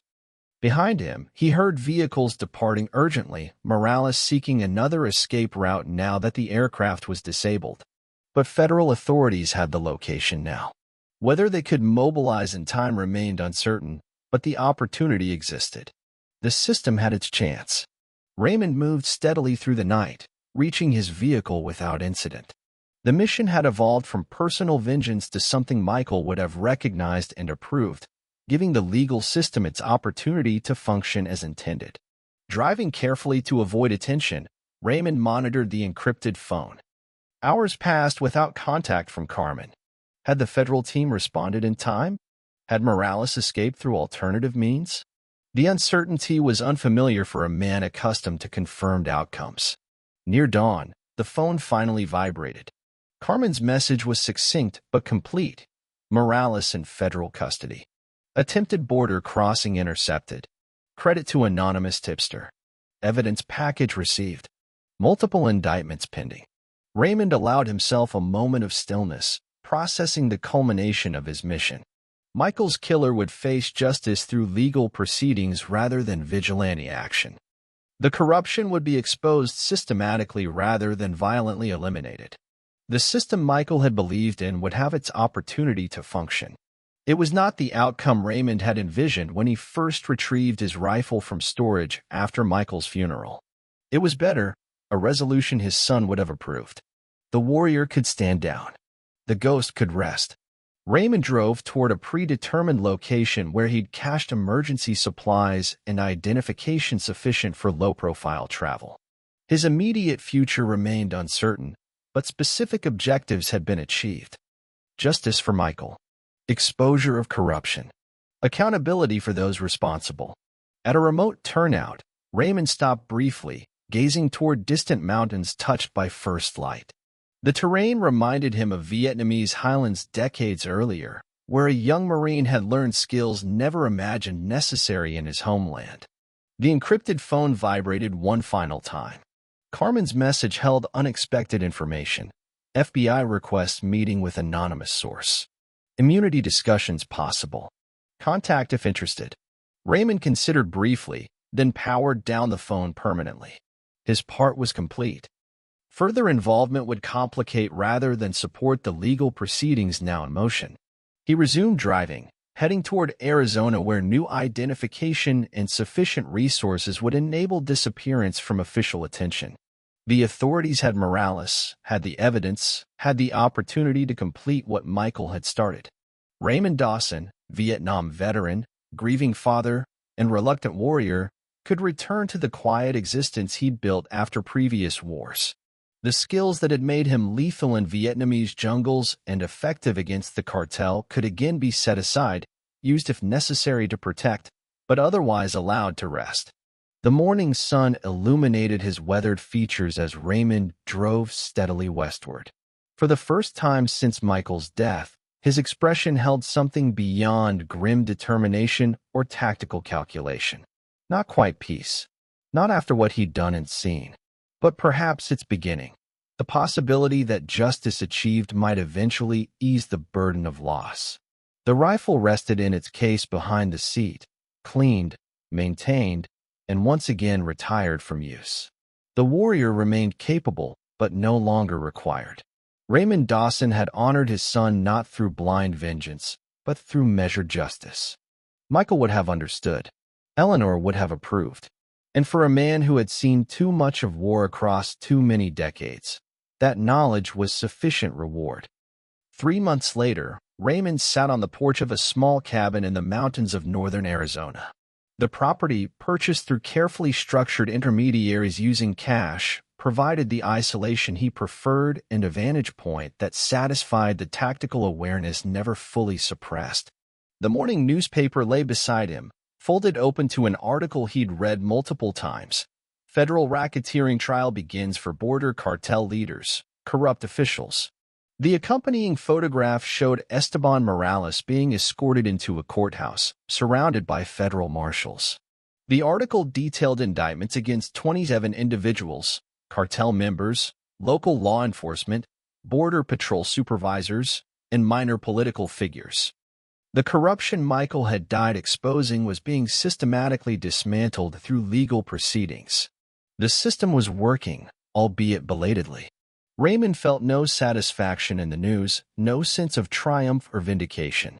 What he felt was something quieter, a burden partially lifted, a promise partially fulfilled. Michael's death had purpose now, beyond personal grief. The encrypted phone from Carmen remained powered down, stored in a waterproof container beneath the cabin's floorboards alongside other items that connected him to recent events, contingencies should circumstances change. But Raymond had no intention of reactivating those connections. His part was complete. Occasionally, memories of Vietnam intruded, more frequently now than before Michael's death, as though recent combat operations had reawakened dormant experiences. But they came without the intensity that had once disrupted his sleep. The warrior acknowledged but no longer dominated. Raymond's daily routine maintained military discipline, rising before dawn, physical exercise modified for aging joints, maintenance of the cabin and surroundings, security checks of the perimeter. Habits formed decades earlier and reinforced during recent operations remained useful, if no longer mission-critical. The isolation suited him, as it always had. No neighbors asking questions, no community entanglements, no expectations beyond those he established for himself. The terrain provided natural security, limited approaches, good visibility, defensive features if needed. But unlike his ranch, this property held no memories of Eleanor or Michael. No photographs adorned the walls, no personal items reflected past connections. It was functional, not emotional, a place to exist rather than live. 3 weeks earlier, watching from concealment, Raymond had observed federal agents visiting his ranch. They had searched methodically, documenting the property, presumably seeking evidence or perhaps the man himself. He had expected this, prepared for it. Nothing incriminating remained to be found. Sheriff Reeves accompanied them, not in handcuffs, but clearly not in authority. His status in the investigation remained ambiguous from news reports. Perhaps he had cooperated after arrest, trading information for leniency. The specifics didn't concern Raymond. What mattered was the progression of justice through proper channels. Each morning, Raymond checked news sources for updates on the federal case. The prosecution appeared methodical and well-prepared, leveraging evidence that included materials he had gathered alongside Michael's original documentation. Witness testimony painted a comprehensive picture of corruption and criminal enterprise. Few defendants were seeking trial, most negotiating plea agreements in exchange for cooperation. Morales, however, maintained his innocence despite overwhelming evidence. His trial would proceed, providing public exposure of operations previously hidden by intimidation and bribery. Whatever the outcome for the individual, the system itself was being recalibrated. On a clear autumn morning, Raymond's routine was interrupted by an unexpected visitor. A Forest Service vehicle approached on the narrow access road, visible for several minutes before reaching the cabin. Raymond observed its approach with habitual caution, noting the official markings and single occupant. The vehicle stopped at a respectful distance. The ranger who emerged was in his 50s, wearing the standard uniform, moving with the measured confidence of experience rather than authority. "Morning," the ranger called, remaining beside his vehicle until acknowledged. "Don't mean to intrude. Just checking on residents after the fire alerts last week." Raymond stepped onto the porch, assessing the visitor.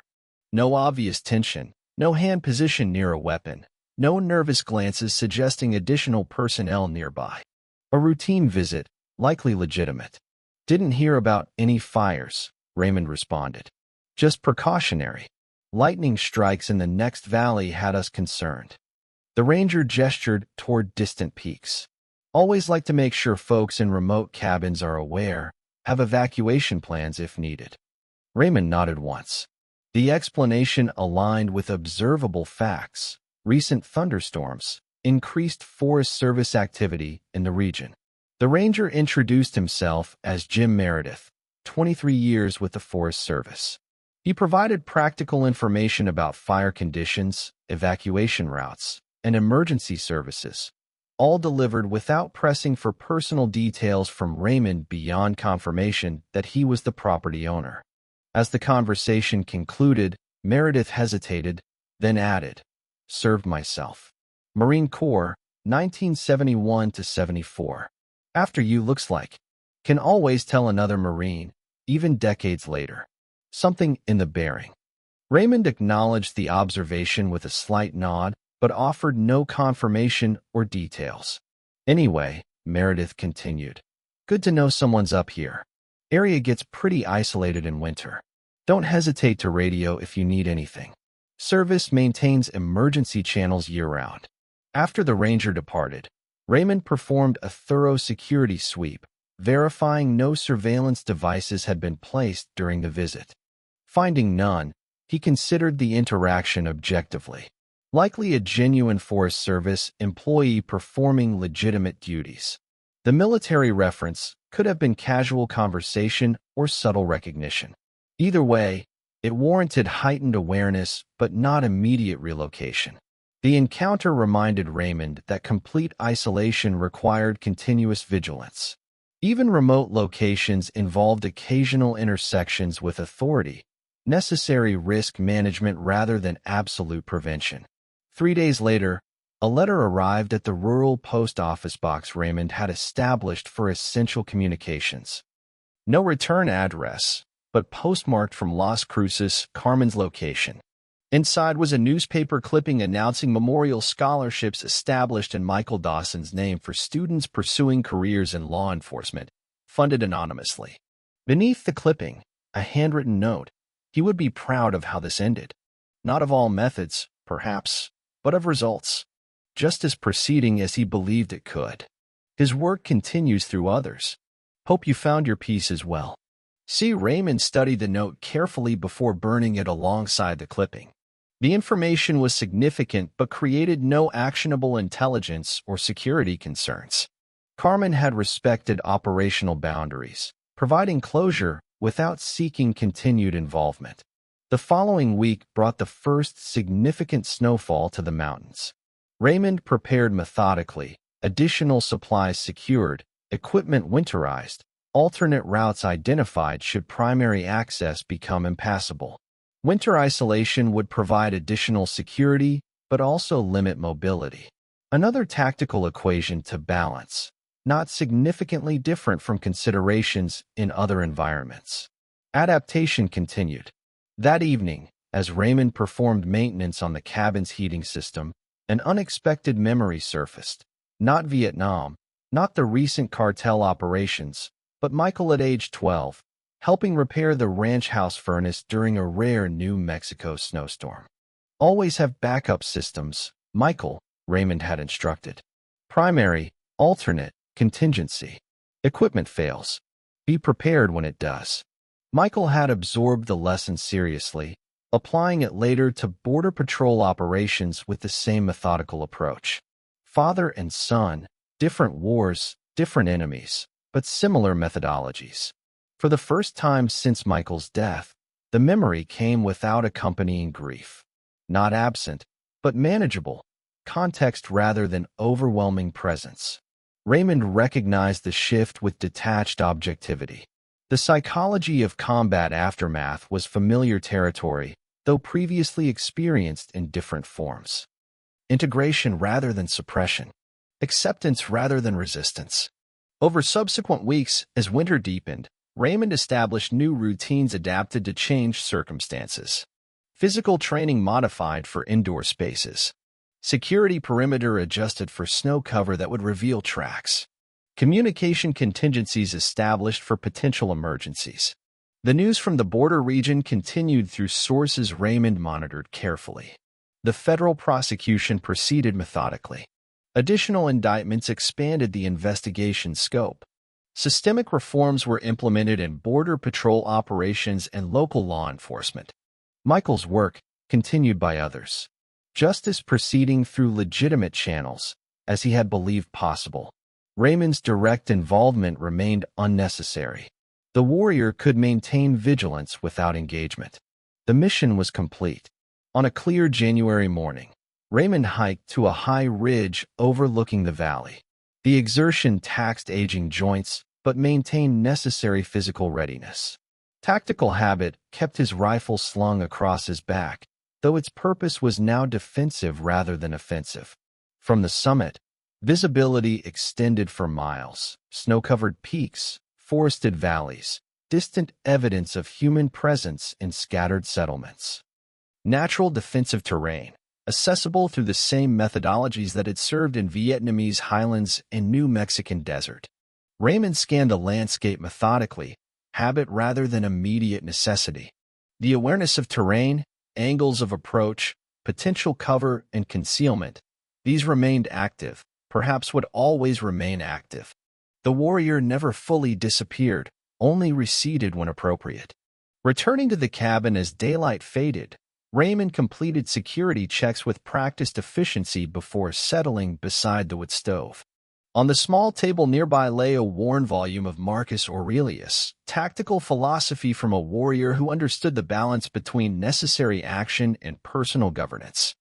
The object of life is not to be on the side of the majority, but to escape finding oneself in the ranks of the insane, the Roman emperor had written. The observation remained relevant across millennia and continents. Raymond's actions against the cartel had not aligned with legal authority or majority sanction, but they had maintained sanity in a situation where conventional responses had been corrupted beyond function. Michael had believed in the system's potential. Raymond had created space for that potential to manifest. Different approaches to the same objective. Father and son. As winter progressed into spring, Raymond maintained his isolation while monitoring developments from distance. The federal prosecution secured convictions against major figures, including Esteban Morales, 25 years in maximum security, no possibility of cartel protection within the prison system. Justice, not vengeance. System function, not vigilante satisfaction. Raymond recognized the outcome as appropriate, aligning with Michael's beliefs rather than personal desire for more permanent solutions. The adaptation represented growth rather than compromise, evolution beyond the warrior's limited perspective. With spring's arrival, Raymond expanded his perimeter activities, maintaining physical condition while assessing security in changed circumstances. The mountains provided different tactical challenges than desert environments, observations modified by terrain and vegetation, movement constrained by natural features. During one such reconnaissance, Raymond encountered Ranger Meredith again, a seemingly random intersection on a remote trail, though Raymond noted the statistical improbability. "Thought that might be your cabin up the north slope," Meredith commented after brief greetings. "Pretty isolated, even by local standards." Raymond acknowledged the observation without elaboration. "Isolation has its advantages," Meredith continued, "and its costs. Found that out myself after coming back from Da Nang. Took years before I could handle being around people again." The reference to Vietnam was specific, unlikely coincidental. Raymond maintained neutral expression, assessing potential threat or opportunity. "Anyway," Meredith concluded, "case you're interested, Some of us meet Wednesdays at the community center in town. Just veterans. No politics, no bullshit. Coffee and conversation for those who understand certain things without explanation. He departed without pressing for response, leaving Raymond to consider the invitation objectively. Potential security exposure versus potential integration. Isolation versus limited connection with others who shared foundational experiences. The tactical calculation was complex, balanced between security maintenance and adaptation to circumstances no longer requiring maximum defensive posture. The mission was complete. Survival requirements had evolved. Raymond made no immediate decision. Operational flexibility remained essential, but the option existed, noted for potential future implementation. As spring advanced towards summer, Raymond observed gradual changes in the mountain landscape, dormancy transitioning to renewal, restriction yielding to possibility. Natural cycles that continued regardless of human intervention or awareness. The transformation of environment paralleled internal adjustments. The warrior receding further into background awareness, the grieving father integrating loss into broader context, the isolated survivor considering limited reconnection with appropriate counterparts. Raymond Dawson, Marine, father, hunter, remained vigilant but increasingly recognized vigilance as choice rather than necessity. The capacity for violence remained intact but controlled, available when required but no longer defining primary identity. The ghost could rest. The hunter could stand down. The father could honor his son through continued existence shaped by principles rather than vengeance. Vietnam had created the warrior. Michael's death had reawakened him. Justice achieved had allowed him to recede once more. Not peace, precisely. Raymond harbored no illusions about complete resolution or perfect closure. But balance, the equilibrium that came from appropriate action followed by appropriate restraint. From mission completion rather than mission abandonment. From transformation rather than repetition. 1 year after Michael's death, Raymond stood before his son's grave in the Las Cruces cemetery. He had taken extensive precautions for this visit, approaching through indirect routes, maintaining surveillance awareness, arriving at dawn when few would be present. The headstone was simple but dignified. Michael James Dawson, Border Patrol Agent, son, protector. Fresh flowers indicated recent visitors, colleagues, or friends maintaining connections beyond death. Raymond placed a small Marine Corps emblem beside the flowers, a silent acknowledgement between father and son. No words were necessary. The actions of the pastor spoke more eloquently than any eulogy. The morning newspaper in Raymond's pocket carried the headline he had traveled to show Michael. Final sentencing in border corruption case signals end to largest anti-corruption operation in region's history. The article detailed the systematic dismantling of the network Michael had died investigating, over 30 convictions, millions in seized assets, and comprehensive reforms implemented throughout law enforcement agencies. Justice, achieved through legitimate channels. The system Michael believed in had ultimately functioned as intended, though it had required extraordinary intervention to overcome entrenched corruption. Raymond remained at the grave only briefly, security considerations precluding extended presence. Before departing, he placed a hand on the headstone, the closest approximation to physical connection now possible. "It's finished, son," he said quietly, the only words spoken during the visit. Returning to Arizona, Raymond found Ranger Meredith waiting at the turnoff to his cabin road. Not coincidental. A deliberate intersection indicating the ranger had been monitoring his movements, at least to some degree. "Thought you might want this," Meredith said without preamble, handing Raymond a newspaper clipping. "Figured it might have personal relevance." The article described the dedication of a new Border Patrol training facility named for Michael Dawson, recognizing his sacrifice in exposing corruption. The ceremony had included the posthumous award of the Border Patrol's highest honor for agents killed in the line of duty. Raymond studied Meredith with renewed assessment. The ranger's knowledge exceeded coincidence, but showed no evident threat signature. "Agency connections run deep," Meredith explained, noting Raymond's evaluation. Some of us keep track of our own. Nothing official, nothing documented, just awareness. He extended his hand. After a moment's consideration, Raymond accepted it.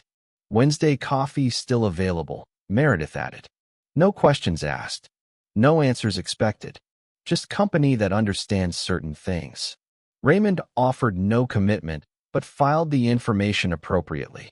Options remained valuable even when not immediately exercised. That evening, watching sunset from his cabin porch, Raymond experienced an unfamiliar sensation. Not peace exactly, but its approximation. The mission was complete. Justice had been achieved. Michael's sacrifice had meaning beyond personal loss.